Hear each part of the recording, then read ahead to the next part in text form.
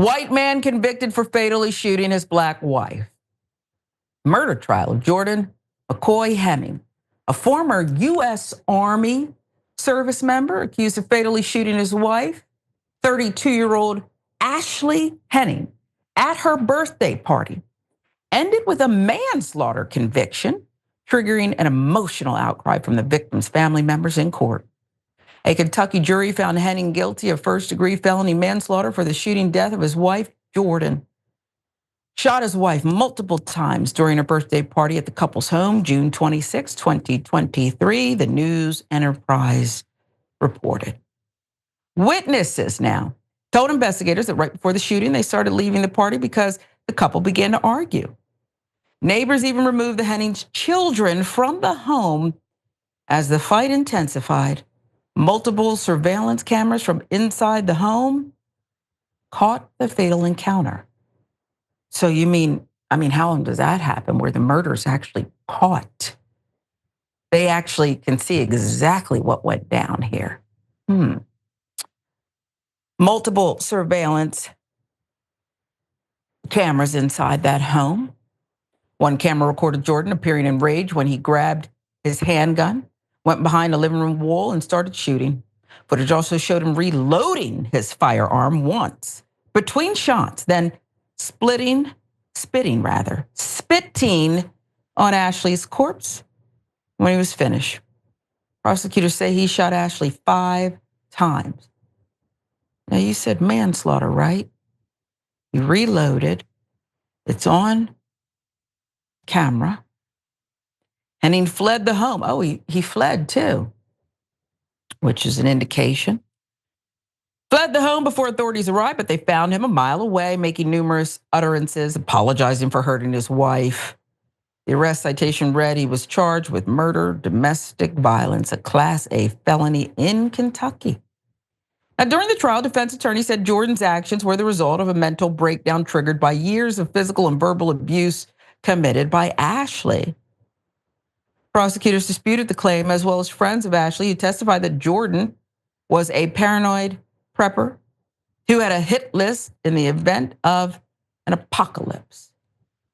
Prosecutors argued that all the evidence proving Jordan committed the crime with purpose and intent is too strong to deny. If what you saw in that video is not evil and malicious, I don't know what is. Assistant Commonwealth Attorney Eric Carr said, "This is one of the most cold-blooded acts of violence possible."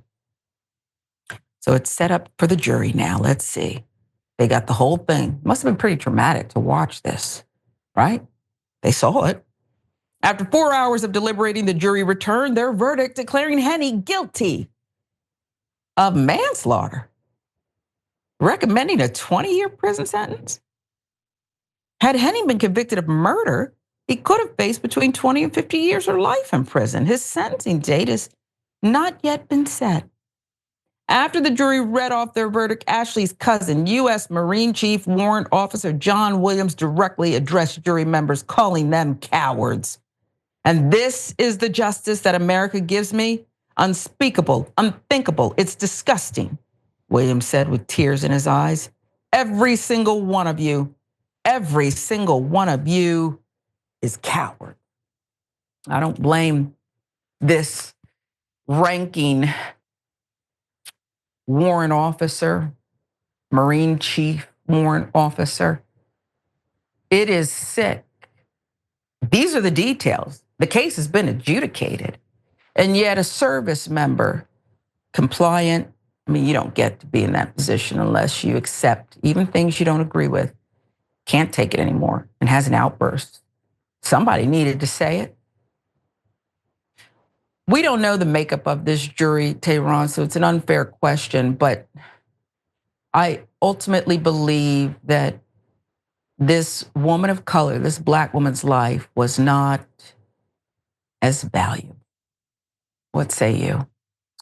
I say, first of all, my condolences to the family of Ashley Henning. We thank her for her service and may she rest in peace. In this particular case, there are two different components that we should play. Of course, there's this idea that the white aggressor got way less time than a Black male aggressor would have. And that clearly plays because we see this. However, there's also a gender component in which a lot of times the number one assailant of women are not strangers hiding in hallways and alleyways. It's their husband. Thank you. And the fact that this is a manslaughter charge when clearly it's murder, and the fact that the defendant had said he harbored hatred in his heart for his wife makes it premeditated. The idea that only 20 years for such a heinous crime, especially when this is supposed to be your partner, someone you trust and allow in your home, that's actually the ludicrous component to this case. The manslaughter jury definition, I actually think with my legal background was actually correct based on the way the current laws are set up. They are set up so that we look at these crimes of quote unquote passion and give them a pass, when the truth is they are even more heinous than murders that are committed outside of the home so many oftentimes. This man reloaded his gun. He spit on the corpse. This was fury. This was anger. This was something that cannot be taken away. And by the way, Ashley is dead forever. And this man will be eligible for parole in approximately 15 years.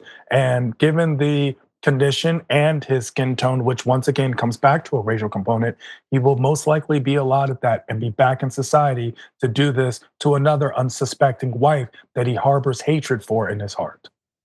Wow, you made some important points there with the gender and the race.